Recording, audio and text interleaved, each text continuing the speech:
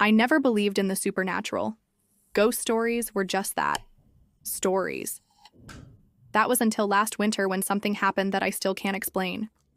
It started on a snowy evening in December.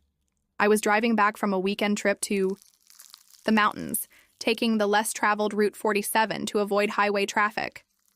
The road was deserted, flanked by dense woods blanketed in snow. My car's heater was on full blast, and the radio played soft jazz to keep me company. About 30 miles from the nearest town, I noticed a figure on the side of the road. As I got closer, I saw it was a man dressed in a dark coat, standing still with his thumb out. Against my better judgment, I slowed down and pulled over. He approached the car, and I rolled down the window slightly. "Need a ride?" I asked.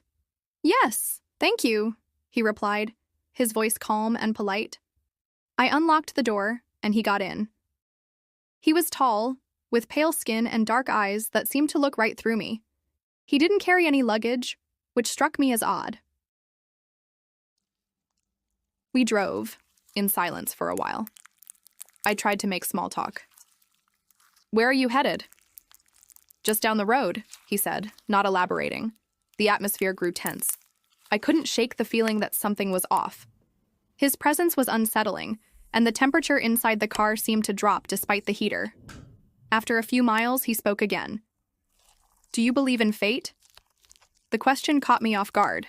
I don't know. I guess I haven't thought much about it. He nodded slowly. "Fate has a way of bringing people together." I forced a chuckle. "I suppose so." Suddenly, he turned to me, his expression intense. "You're not supposed to be here." "What do you mean?" "This road, it's not meant for you." I felt a chill run down my spine. "Look, if you're trying to scare me, it's not funny." He didn't respond.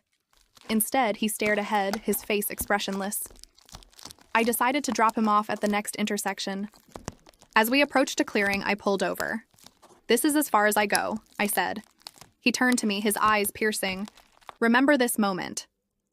Before I could respond, he opened the door and stepped out into the snow. I watched as he walked into the woods and disappeared among the trees. I sat there for a moment, trying to process what had just happened.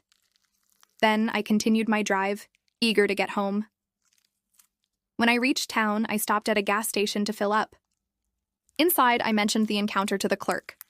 "Picked up a hitchhiker on Route 47, I said. "Strange guy." The clerk's face turned pale. "Route 47? You must be mistaken. That road's been closed for years. Landslide took out a section. No one's driven it since." I stared at him, confused. But I was just on it. "Picked up a man there." He shook his head. "Impossible. That road's impassable."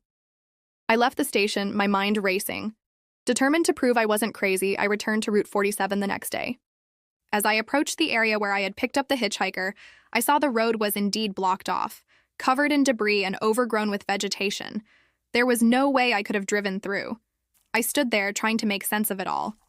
Then I noticed something in the snow, a set of footprints leading from the road into the woods. I followed them, heart pounding. The tracks led to a small clearing, where I found an old, weathered sign. "In memory of those lost in the 1972 landslide." Below it were names, including one that stood out, Jonathan Reed. I felt a wave of nausea. That was the name of the man I had picked up. I left the woods, shaken to my core. Since that day, I've avoided Route 47 and rarely speak of the encounter. But sometimes on cold winter nights, I dream of that man, standing by the roadside, waiting for a ride that never comes.